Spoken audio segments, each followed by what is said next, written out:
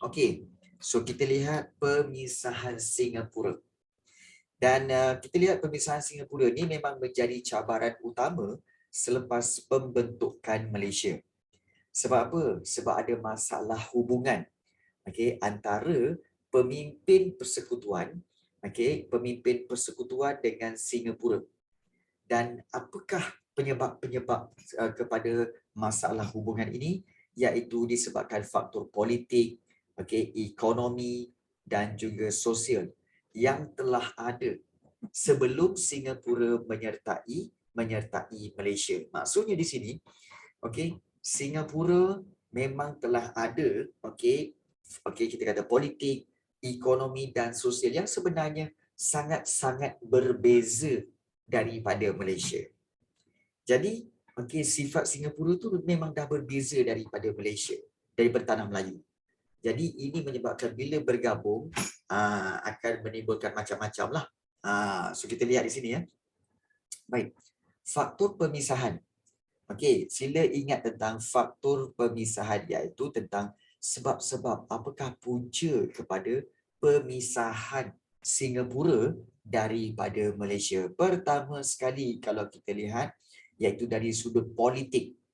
Di mana kalau kita lihat, Lee Kuan Yew sebenarnya tidak berpuas hati. Lee Kuan Yew sebenarnya adalah salah seorang pemimpin People's Action Party, PAP, ataupun dipanggil Parti Tindakan Rakyat. Dan apabila menyertai Malaysia, Lee Kuan Yew telah menjadi salah seorang daripada, kita kata sebagai pemimpin atau ketua utama, Ketua Menteri Singapura. Sebenarnya ya. Tapi dia sebagai Ketua Menteri Singapura, dia tidak berpuas hati dengan peranan kerajaan Singapura ataupun fungsi kerajaan Singapura yang terhad. Maknanya peranan Singapura dalam Malaysia ni terhad. Jadi itu dari sudut politik. Seolah-olah bila bergabung dengan Malaysia ni, Kuala Lumpur diutamakan. Manakala Singapura hanya menjadi fungsi dia sama seperti negeri-negeri lain. Jadi fungsi dia terhad. So Lee Kuan Yew rasa tak puas hati. Itu satu. Yang kedua, konflik antara pemimpin PAP dengan Parti Perikatan. Kita tahu bahawa pemimpin PAP iaitu dipimpin oleh Lee Kuan Yew, manakala Parti Perikatan iaitu yang ada UMNO, MCA, MIC kan. Itu Parti Perikatan. Dipimpin oleh Tunku Abdul Rahman. Jadi kedua-duanya tak puas hati. Dan kita tahu sebab dia tak puas hati kerana apa? Kerana UMNO pernah, macam dalam video tadi, UMNO pernah bertanding di Singapura. Dan PAP sendiri pun pernah bertanding untuk pilihan raya di Malaysia, iaitu di Bangsar, di Tanah Melayu. Jadi sebenarnya mereka melanggar perjanjian itu. Sepatutnya mereka hanya bertanding di tempat masing-masing, bukannya bertanding di tempat lawan. Di tempat kawan yang lain. Jadi kalau contoh macam UMNO bertanding untuk pilihan raya di Singapura, kemudian di situ pun ada PAP. Jadi seolah-olah PAP dengan UMNO tu tidak bersekutu. Malah mereka berlawan antara satu sama lain. Jadi ini menimbulkan konflik lah. Konflik antara pemimpin parti, iaitu People's Action Party dan juga Parti Perikatan. Baik. So itu yang kedua. Yang pertama, nama panjang PAP cikgu, People's Action Party. Iaitu kalau dalam bahasa Inggeris dipanggil People's Action Party, ataupun dalam bahasa Malaysia dipanggil Parti Tindakan Rakyat. Itu PAP. Parti Tindakan Rakyat, dan ketua dia ialah Lee Kuan Yew. Ketua dia adalah Lee Kuan Yew. Lee Kuan Yew itulah. Baik. So ini dia punya ketua dia, Lee Kuan Yew. Jadi kempen Lee Kuan Yew sering menjalankan kempen Malaysia. Lee Kuan Yew selalu menjalankan kempen Malaysia, iaitu menuntut hak sama rata untuk semua kaum. Dan perkara ini telah menimbulkan keresahan dalam kalangan penduduk. Kerana apa? Mereka menuntut hak sama rata, iaitu apa yang diperolehi oleh Melayu juga perlu diperolehi oleh orang Cina, orang India, orang Iban, Kadazan dan sebagainya. Okay. Kenapa tak nak Melayu tak nak buat hak sama rata cikgu untuk rakyat? Baik, begini. Okey, baik. Dia begini. Kamu kena fahami satu perkara, iaitu apa tahu? Apa yang dimaksudkan dengan adil? Tengok belakang tu yang tanya ni yang bukan bodoh dia belakang ni. Apa dia ni Nur Mira? Okey. Baik. Baik, kamu kena faham dulu apa maksud adil. Bagi tahu cikgu apa itu adil? Boleh tulis dalam Zoom chat. Apa itu adil? Fair, okey, fair. So, fair tu macam mana? Fair tu macam mana? 50-50. Adil setiap orang tak sama. Okey, lain. Okey, lain-lain cikgu nak pendapat korang. Apa itu adil sebenarnya? Fair tu kulit dia cerah. Suka hati kau je, Dave. Sama rata. Okey, baik. Cikgu dah agak dah. Ramai yang akan kata, okey, adil itu ialah sama rata. Betul. Ramai yang akan cakap macam tu. Tetapi hakikatnya maksud adil bukan sama rata. Maksud adil bukan sama rata, bukan. Sebenarnya adil tu ialah meletakkan sesuatu pada tempatnya. Contoh. It's okay, Amir. Okay, contoh katakan dalam family kamu, adik-beradik kamu tingkatan 5, adik kamu darjah 6. Kemudian seorang lagi adik kamu tadika. Okey, tadika. Ayah kamu nak bagi duit belanja. Jadi dia kata, untuk to be fair and square, untuk memberi keadilan, ayah bagi duit belanja pada kamu RM5, pada adik kamu yang darjah 6 pun RM5, pada adik kamu yang tadika pun RM5. Adil ke tidak itu? Bagi tahu cikgu. Adil tak itu? Adil. Oh, itu adil, Venus. Okey, baik. So, semua orang dia kena treat sama rata. Okey, baik. Ya, betul. Treat sama rata. Tetapi, kalau kamu fikir balik, tidak adil. Sebenarnya, Venus, itulah dia dipanggil tidak adil. Tahu sebab apa? Sebab, adik sekolah di Tadika. Tadika, makanan disediakan. Still dapat duit belanja RM5. Adik kamu yang darjah 6, kantin sekolah rendah murah. Bagi RM5, dia mewah.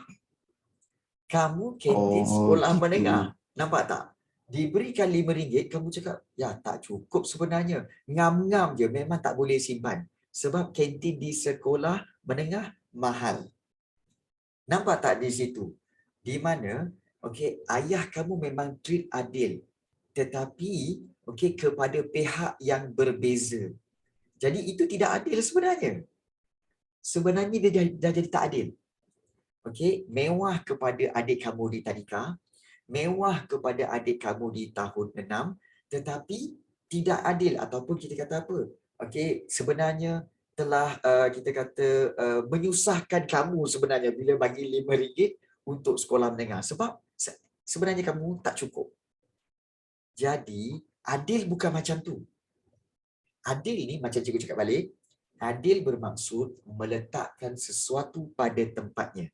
Maksudnya, kalau ayah kamu kata, Venus, kamu, ayah bagi RM10. Untuk yang adik kamu tahun 6, dah RM5. Untuk adik kamu yang tadika, ayah tak bagi. Adik kamu mungkin kata apa? Tak acilah macam ni, kan? Abang dapat.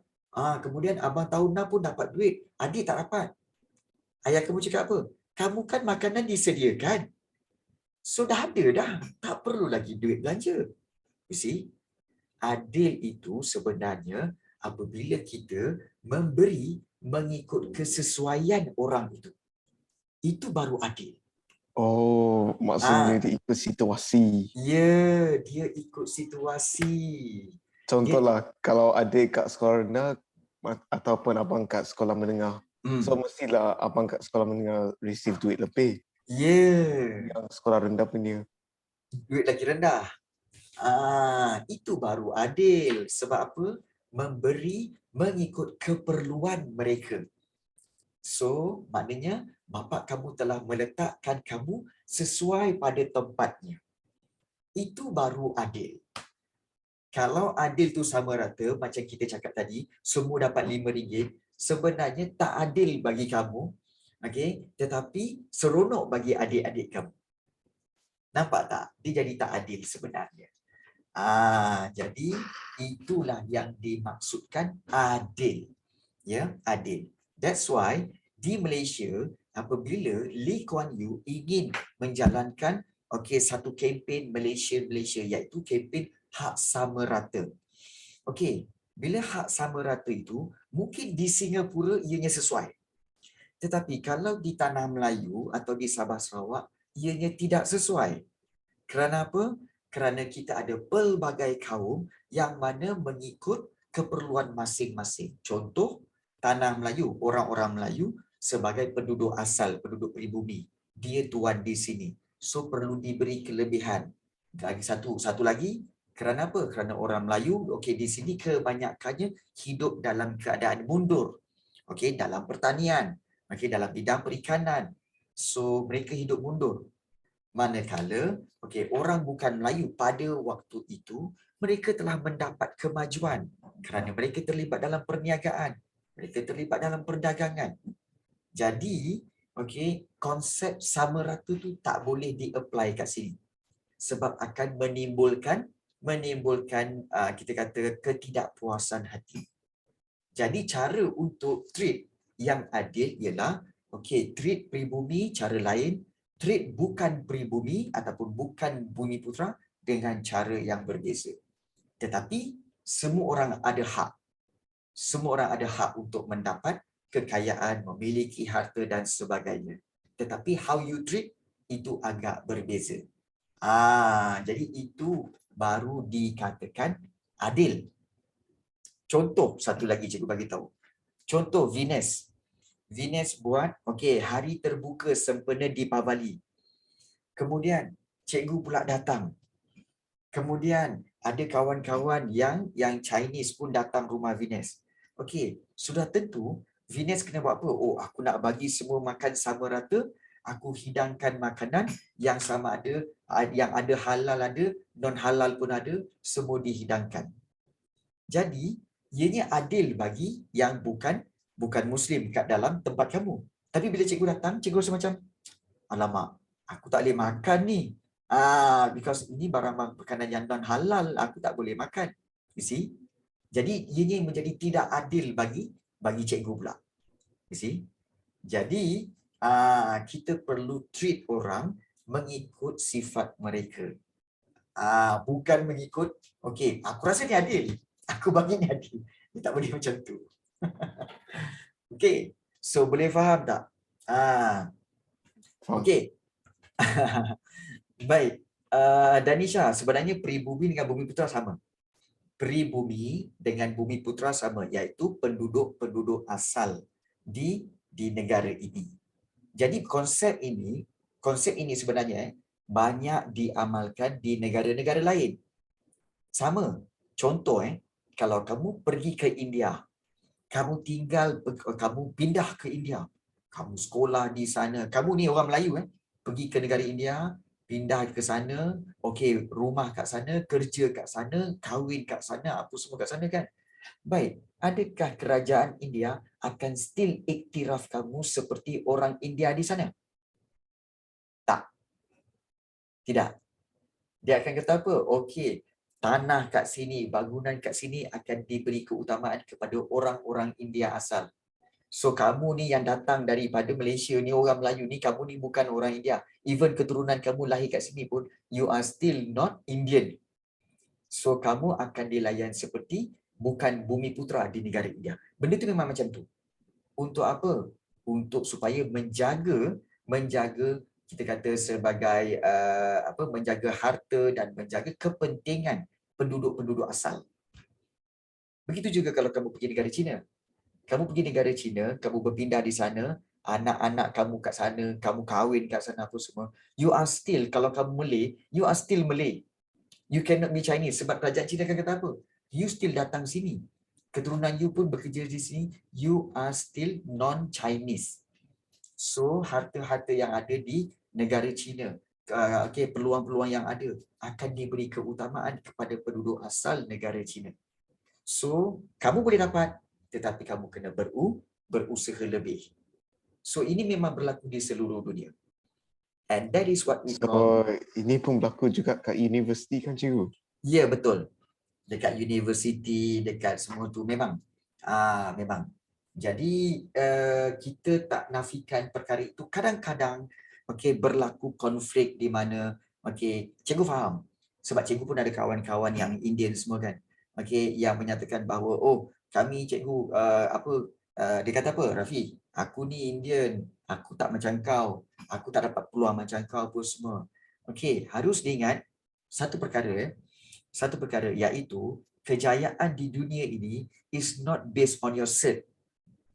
Is not based on your certification. Sama ada kamu ada degree ke, kamu ada master ke, kamu ada PhD ke, is that guarantee for you to success the whole year sampai sampai you tua? Is it? Tak. Memang tak. Sebab ada je rakan-rakan cikgu yang master, yang PhD, but then tak ada kerja. Ada juga kawan cikgu datuk tau, dapat title datuk, still susah nak dapat projek, pun tak kaya. You see? Jadi, so kekayaan, pendapatan bergantung kepada apa? Bukan bergantung pada cert, tetapi bergantung kepada you punya effort, you punya usaha. Jadi, so bear in mind bahawa cert itu hanya menunjukkan your qualification. But then it's not guarantee for you to get success in the future. That's why you kena work hard. Yeah, so macam cikgu. Korang tengok cikgu kan, oh senang cikgu mengajar apa semua. Kamu tahu tak, mengajar ni dengan penuh keyakinan memerlukan berapa? Memerlukan cikgu mengajar selama 21 tahun. 21 years. And tahun ini adalah tahun ke-21 cikgu mengajar. Kamu ingat senang ke nak mengajar macam ni? So kalau baru-baru mengajar, baru tahun 1, baru tahun 2, baru tahun yang ketiga, dia tak akan dapat berkeyakinan seperti cikgu sekarang. Keyakinan yang cikgu dapat ini sebab cikgu telah mengajar 21 years.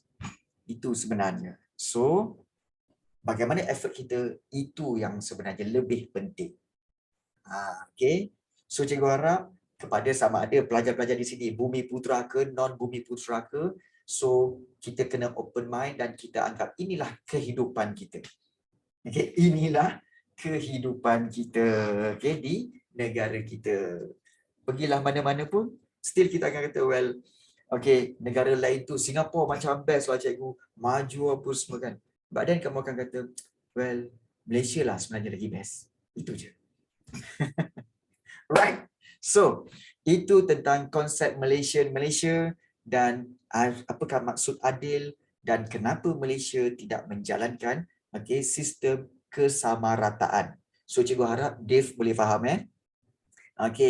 So, cikgu harap kepada yang pelajar-pelajar lain so clear tentang kesamarataan ini. Alright. So, kita sambung. So apabila Lee Kuan Yew menuntut hak sama rata, so kaum-kaum bukan kita kata kaum yang Bumi Putra rasa macam tak best. Rasa macam tak best, rasa macam apa ni Lee Kuan Yew ni kan, macam itulah. So kalau kita lihat di sini, ini antara keratan-keratan akhbar yang tertulis dalam buku teks ni. Dia kata apa? Tengku berkata bahawa konsep Malaysia yang dianjurkan oleh PAP seolah-olah mensilatkan Malaysia, mensifatkan Malaysia sekarang ini buruk keadaannya dan ia hanya mengutamakan satu bangsa sahaja. Tengku menyebut tentang pihak kerajaan Singapura memburukkan nama kerajaan pusat di luar negeri dan menyebarkan propaganda kepada beribu-ribu pelajar luar negeri. Katanya, wartawan-wartawan asing yang ditemuinya di England dan France salah sangka dan menduga bahawa orang-orang Melayu yang menguasai kerajaan pusat dan tidak berlaku adil kepada bangsa-bangsa lain serta membeza-bezakan orang-orang Cina. You see? Ini keratan akhbar bila ni? Akhbar zaman tu lah, tahun 1963 ni.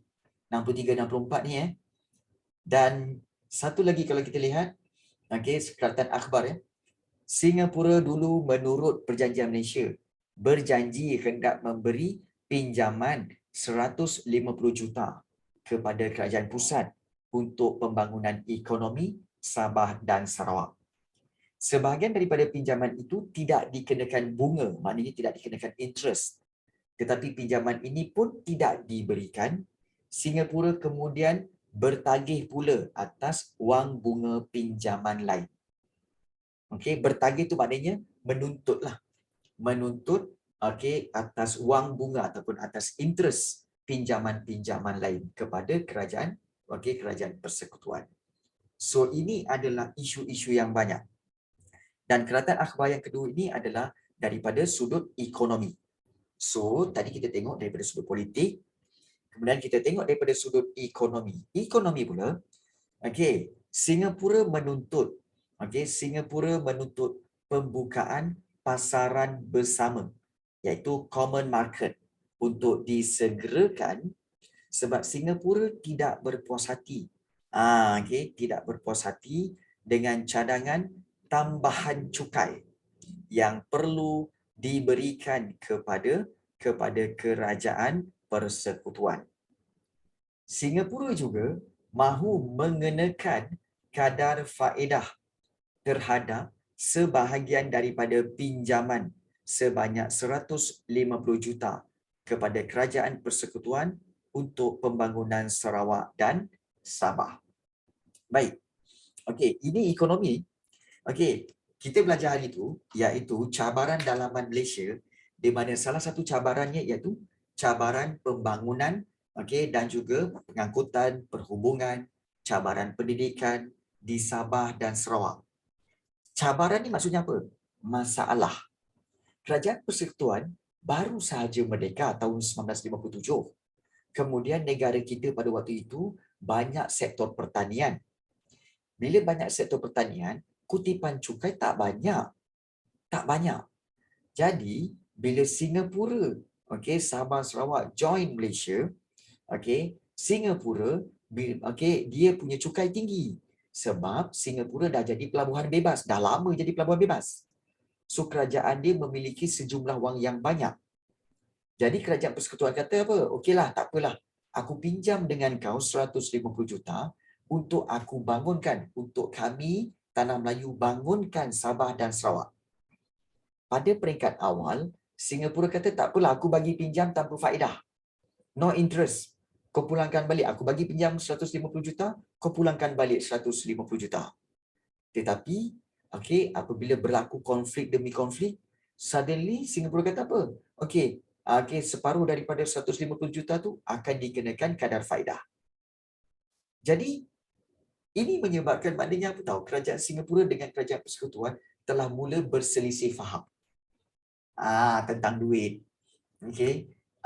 Jadi kita nampak bahawa Singapura cuba untuk mengambil kesempatan.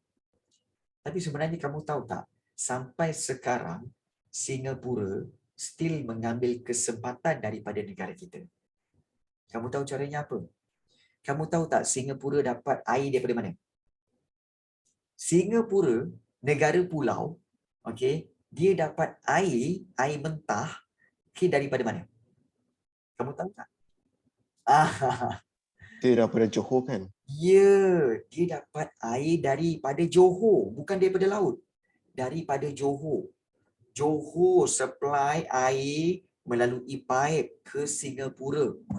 Kamu tahu dengan... betul lah, sebab Johor dan Singapura dekat. Ya, dan kamu tahu tak bayaran dia berapa? $1 untuk 1000 galon air. Dan perjanjian itu bermula daripada zaman merdeka tu, okey, iaitu pada tahun 1965 sampai dan dia akan berakhir pada tahun bila? 2065. Perjanjian 100 tahun, bayaran yang sama. Ya, bukan $1 satu galen tu sikit, bukan sikit. Tak patut. Air mineral pun 1 liter dah RM1. Bukan 1 liter lah, 500 ml tu kan. Dah RM1.50. Ini Johor hantar supply air 1,000 galen dengan $1 kepada Singapura. Dan itu perjanjian tertulis dalam perjanjian daripada tahun 1965 sampai 2065. Is it fair? No, dia macam also like minyak kan. Ya. Sebab kebanyakan rakyat Singapura dia datang kat sini untuk isi minyak. You see? So nampak tak? Kita sebenarnya tanah Melayu dah banyak bertolak ansur tau. Dah banyak bertolak ansur. Tapi Singapura still dia nak orang kata apa? Dia nak expose dan dia juga nak ke depan. Dia nak overpower kerajaan persekutuan. Dia nak jadi leader, okay, bagi negeri-negeri lain di Malaysia. So tu tak boleh lah. Cikgu sebenarnya kan, saya tertanya-tanya sendiri. Kalau dia actually nak buat penjajahan ke apa ni? Siapa yang nak buat penjajahan?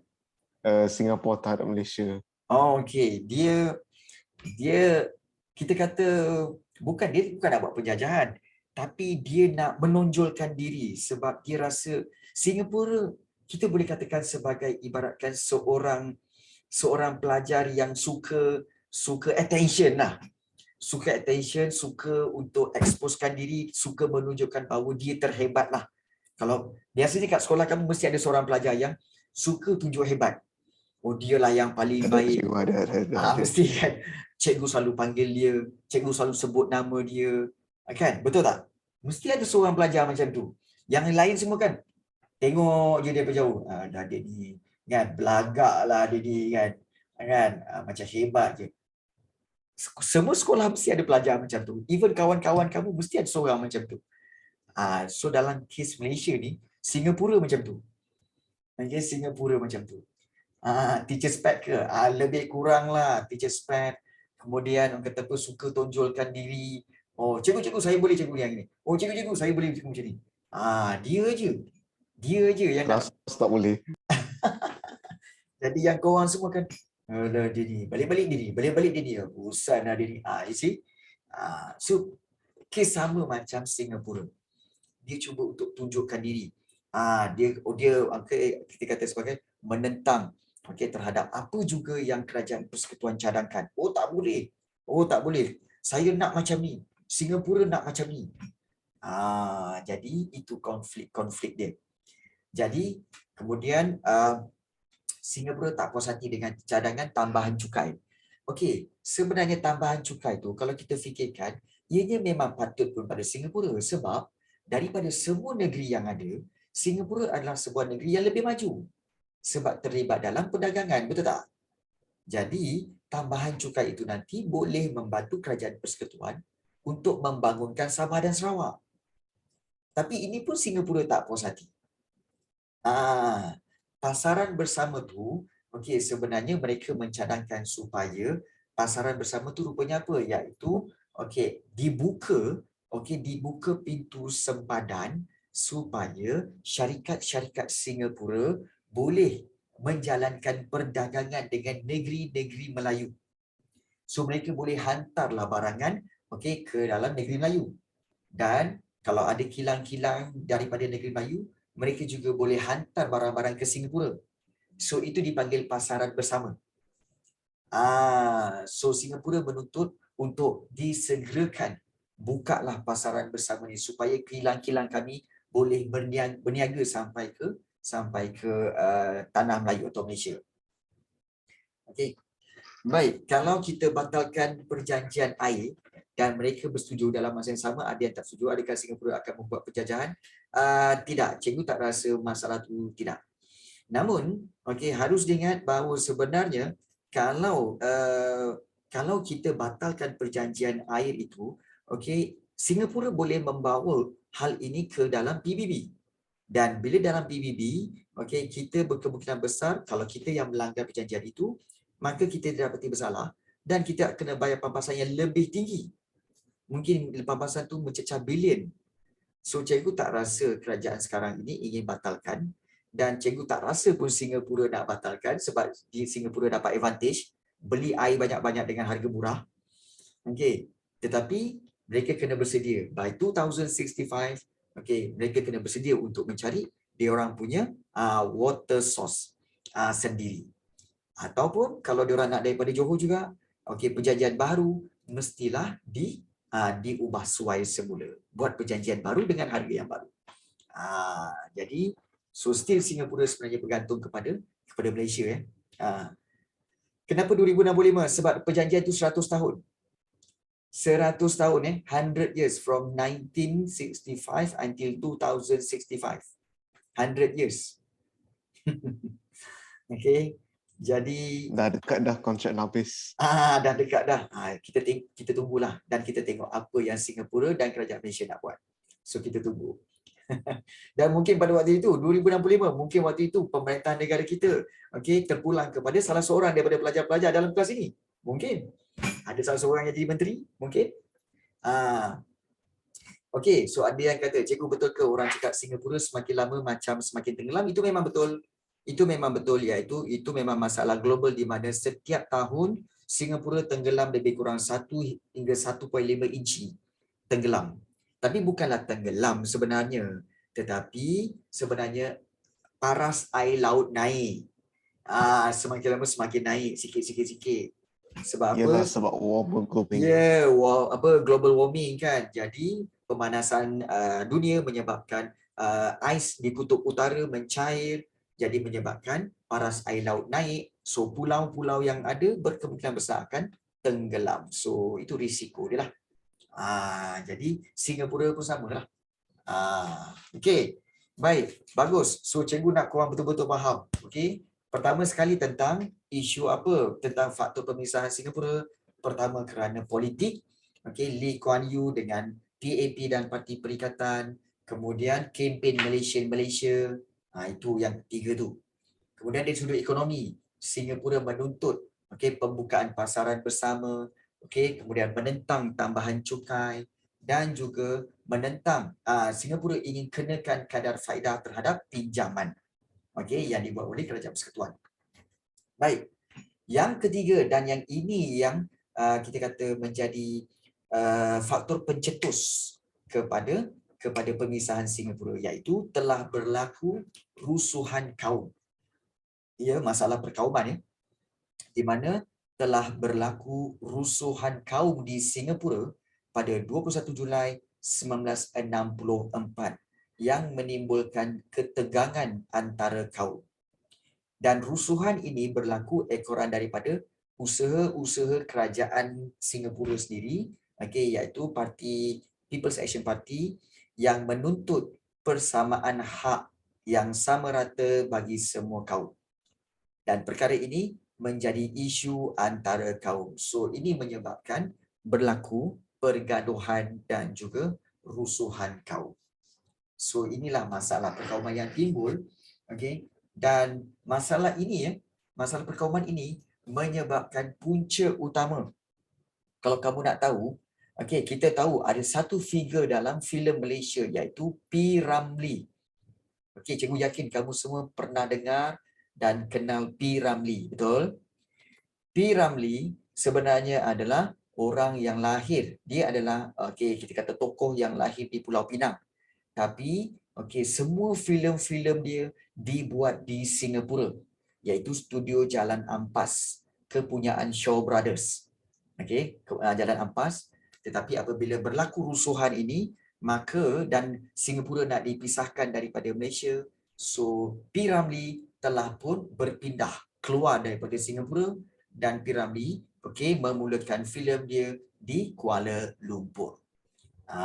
Jadi antara kesan akibat pemisahan Singapura ini dan rusuhan kaum ini, iaitu P. Ramlee telah balik ke Kuala Lumpur dan keluar daripada Singapura.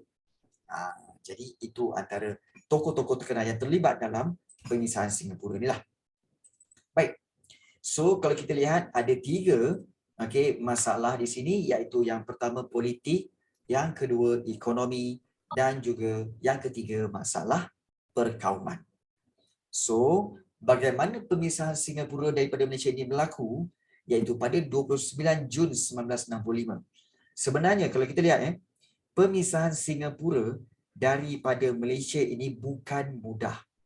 Bermak kalau kita lihat pada 29 Jun 1965 ni, okey, telah berlaku rundingan Tunku Abdul Razak, Tun Abdul Razak Hussein iaitu Timbalan Perdana Menteri dengan Lee Kuan Yew. Ya, dengan Lee Kuan Yew. So dah ada runding dah. Tapi gagal. Berunding tapi gagal.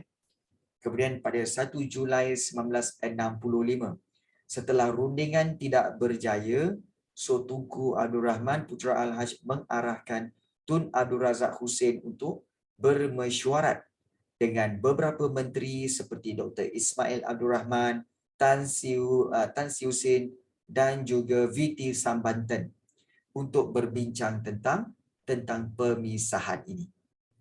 Okey. So panggil dulu menteri-menteri, bincangkan macam mana, okey, boleh ke nak pisahkan, so apakah kesan dia nanti.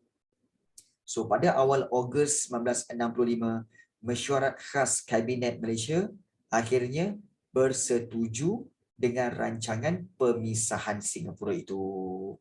Maka 7 Ogos 1965, Tunku Abdul Rahman Putra Al-Haj dan Lee Kuan Yew, okey, kedua-dua pemimpin ni, Tunku Abdul Rahman mewakili Parti Perikatan, Lee Kuan Yew mewakili PAP, menandatangani persetujuan untuk Singapura keluar daripada Malaysia. Dan pada 9 Ogos 1965, Tunku Abdul Rahman Putra Al-Haj, okey, bila dah buat perjanjian tu, dah setuju, kemudian Tunku Abdul Rahman kena umumkan. So pada 9 Ogos, Tunku Abdul Rahman pun membawa usul iaitu cadangan pemisahan Singapura ke dalam Parlimen Malaysia, dan Parlimen pun luluskanlah rang undang-undang pemisahan Singapura itu. So itulah dia punya step by step tu. So menurut Tunku Abdul Rahman pemisahan Singapura adalah merupakan perkara yang tidak dapat dielakkan. So it does seem completely impossible to arrive at a solution whereby we can hope to pull along together and to work together in the interest and for the common good of our beloved country. Jadi ucapan Tunku Rahman Putra Al-Haj dalam penyata perbahasan di Dewan Rakyat. Okey. So pemisahan, rundingan tak berjaya. Okey. Rundingan tak berjaya kerana apa? Rundingan tak berjaya kerana masing-masing mempertahankan kehendak masing-masing.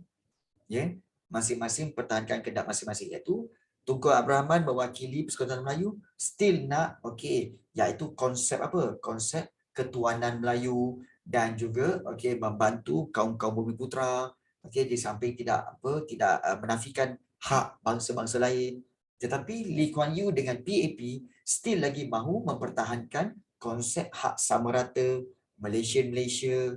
So, apabila kedua-duanya cuba untuk mempertahankan konsep masing-masing, maka tidak ada persamaan di situ, tidak ada persetujuan, maka jalan yang lebih baik ialah berpisah. So itulah. Dan ini bukan sahaja berlaku kepada negara antara negara, sekecil-kecil keluarga. Cikgu tak tahu nak cakap apa lah, tapi mungkin na'udzubillah min zalik, tapi mungkin dalam kalangan pelajar kita mungkin ada daripada kamu di kalangan iaitu di kalangan di mana bapa dan ibu kamu telah pun berpisah, dan kamu rasa itu tidak patut.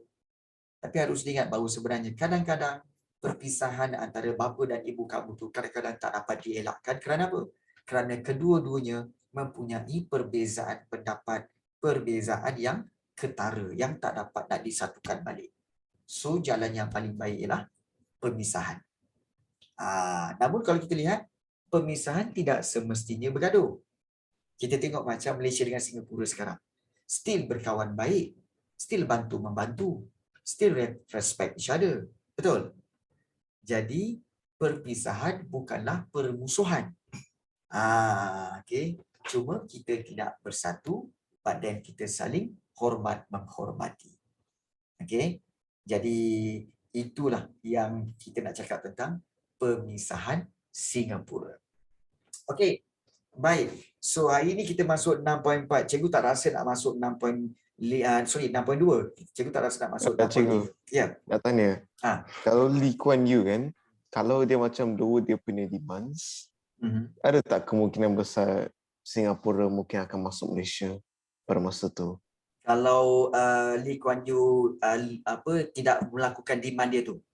Yes. Okey.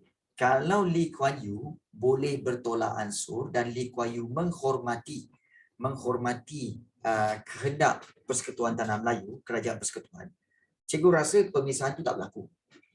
Pemisahan tu tak berlaku. Tapi kamu kena ingat macam ni tau. Macam bapa kamu dengan kamu. Kamu adik-beradik kamu katakan ada 4 orang. Okey, bapa kamu kata apa? Okey, bagikan tugas. Okey, abang kamu buat ini, adik kamu buat ini, adik kamu buat ini, adik kamu ni. Kemudian, okey, kamu pula sebagai abang kan ataupun kakak, kamu kata apa? Ayah, saya menentang. Saya tak boleh buat ini. Sebab saya bukan orang yang dilahirkan untuk ini. Kamu ada fakta di kamu lah. So, bapa kamu kata, ni bapa engkau. Bapa engkau yang lahirkan kau. Bapa engkau ini yang bagi makan kau semua. Kau nak melawan pula. Tak, ini kita kena adil. Ini hak kesamarataan. Akhirnya bapa kamu cakap apa? Kau lepas SPM, kau keluar dari rumah ni. Kau pergilah kerja. Kau duduklah bujang. Kau jangan duduk rumah ni. Betul tak? Macam itulah sebenarnya Singapura dengan Tanah Melayu. Singapura bebas kerana apa? Singapura bebas dan merdeka kerana dia menyertai Tanah Melayu, Malaysia dan merdeka. Betul tak? Tapi sekarang, apabila Singapura join Malaysia dan telah merdeka di bawah Malaysia, suddenly nak lawan pula. Nak lawan orang yang telah memerdekakan kamu. Kamu rasa patut tak benda tu? Tak patut lah juga kan? Jadi inilah yang berlaku kepada Singapura dan juga Kerajaan Persekutuan. Di mana Kerajaan Persekutuan melihat bahawa aku dulu beria-ia buat JPPM lah, pergi tanya tinjauan kepada penduduk-penduduk Sarawak dan Sabah. Kemudian kita orang minta Singapura buat referendum untuk menyertai Malaysia. Kemudian kita orang pula yang pergi jumpa kerajaan British, buat perjanjian Julai dan akhirnya semua negeri yang join dah merdeka. Sekarang ni kau pula nak lawan Toki. Kau pula kata, saya tak nak ikut cakap awak. Saya kena ikut cakap saya. Nampak tak kat sini? Seolah-olah satu perkara yang tidak mengenang budi sebenarnya. Tapi tak apalah. Oleh kerana sebab itu jalan yang paling baik ialah pemisahan Singapura. Jadi mungkin kamu akan kata, kamu rasa untung atau rugi bila Singapura dipisahkan daripada Malaysia?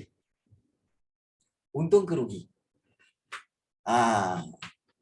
Soalannya, untung ke rugi bila Singapura keluar daripada Malaysia? Untung. Ada yang kata rugi, ada yang kata untung. Mungkin ramai yang cakap apa tahu? Rugi Malaysia. Rugi Malaysia sebab apa? Kalau Singapura dalam Malaysia lagi, mungkin kita akan sekaya Singapura. Itu mungkin. Tapi sebenarnya dia tak akan berlaku macam tu. Dia tak akan berlaku macam tu. Sebab apa?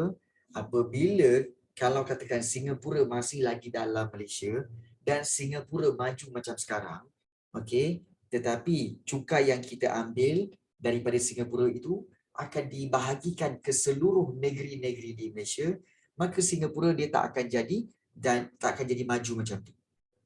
Sebab kerajaan Malaysia perlukan duit untuk apa?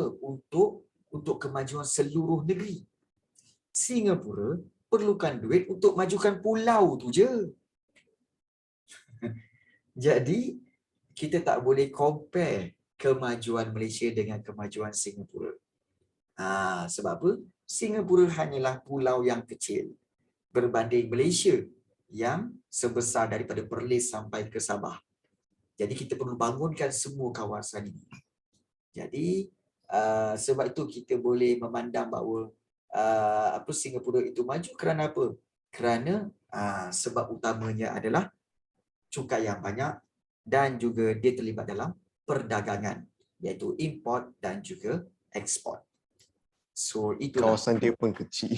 Ya, kawasan pun kecil. Kamu boleh pusing. Okey, satu Singapura itu, dalam tempoh 2 jam habis. Selesai. Pusing satu Singapura. Okey. Baik. So, cikgu buka kepada sebarang soalan untuk bertanya, sebarang soalan berkaitan dengan subtopik 6.2 ini, iaitu tentang pemisahan Singapura. Ada apa-apa nak tanya tak? Pemisahan Singapura. Okey. Ada apa-apa nak tanya? Tak ada cikgu. Cikgu nak buat nota macam itu. Okey, cikgu dah agak dah korang semua ni.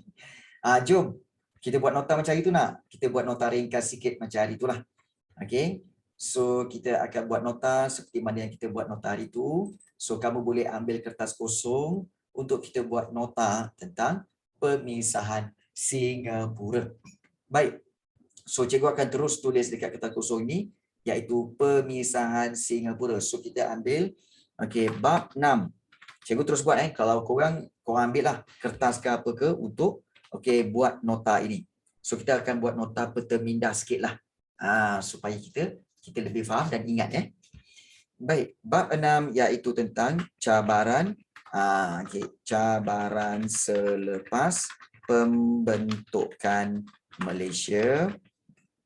Dan kemudian kita akan tulis subtopik dia, iaitu subtopik dia subtopik 6.2 iaitu pemisahan Singapura. Baik.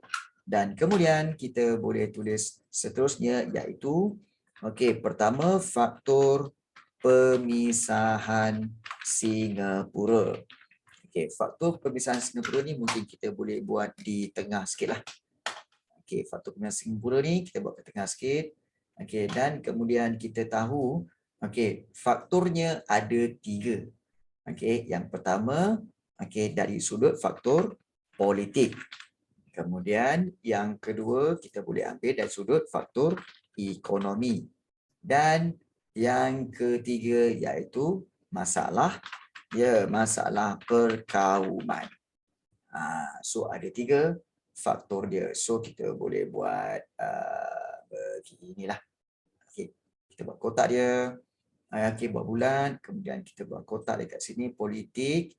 Faktor ekonomi dan juga faktor masalah perkauman. So kita boleh relatekan dia dengan garisan seperti ini. Politik, kemudian ekonomi dan juga masalah perkauman. Alright.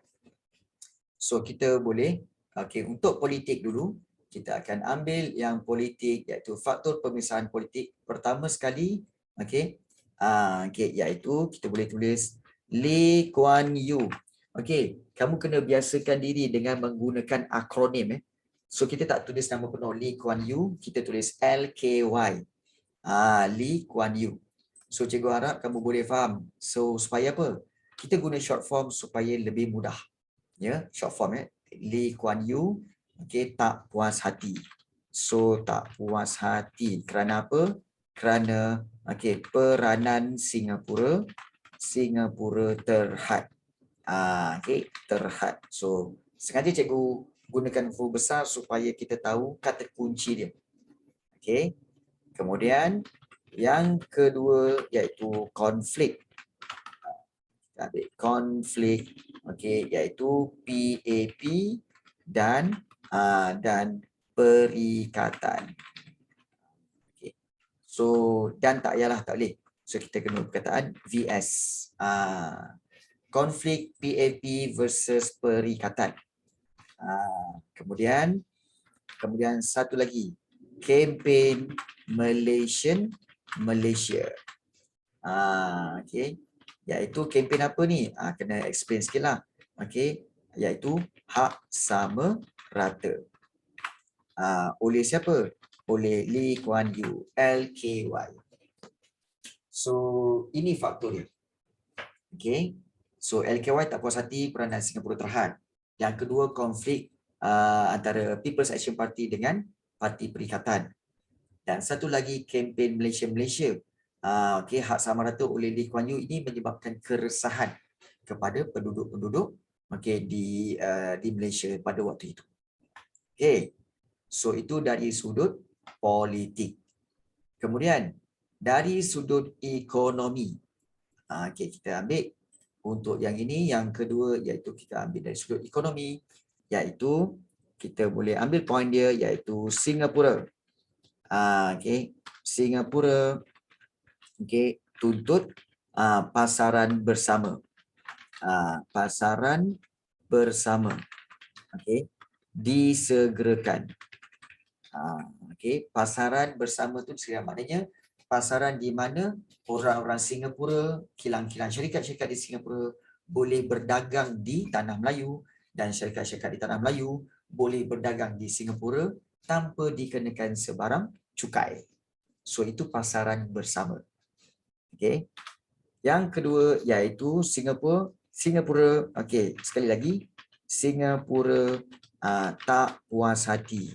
Apa lagi? Banyak sangat tak puas hati ni, iaitu tak puas hati dengan apa? Dengan cadangan cukai tambahan. Okey, itu yang kedua. Okey. Dan yang ketiga iaitu Singapura, sekali lagi Singapura Singapura kenakan faedah terhadap sebahagian pinjaman RM150 juta kepada persekutuan. So macam tu. Tapi dia agak ni lah, kita buat barisan sikit supaya jelas. Narik sikit. So itu dari sudut ekonomi. Dan yang ketiga iaitu masalah perkauman, di mana kita tahu pada awalnya so berlaku rusuhan kaum. Di mana? Iaitu di Singapura. Di Singapura. So ini menyebabkan apa? Menimbulkan ketegangan kaum.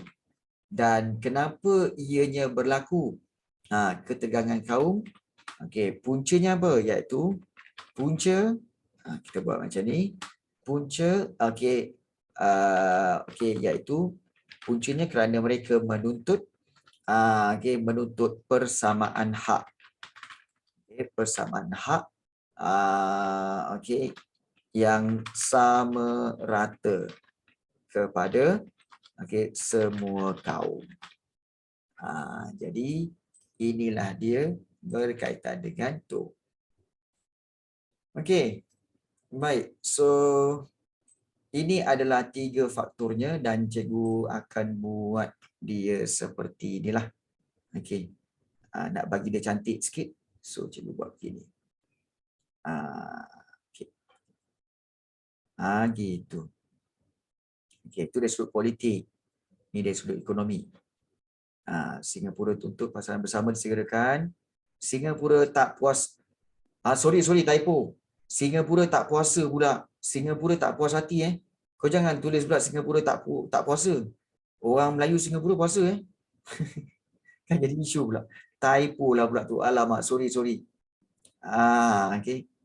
So korang boleh betulkan semula Jadi inilah dia faktor pemisahan Singapura. Alright. Faktor pemisahan Singapura. Tengah salin. Salin.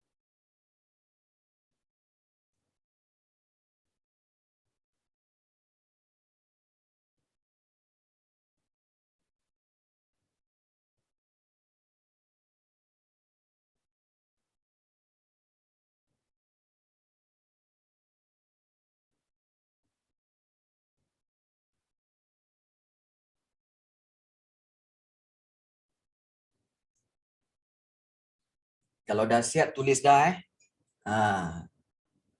tulis dah dekat Zoom chat.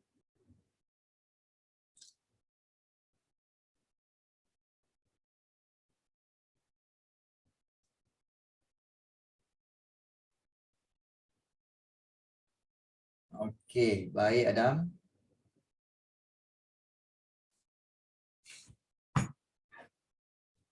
Okey, Haziq, bagus sih.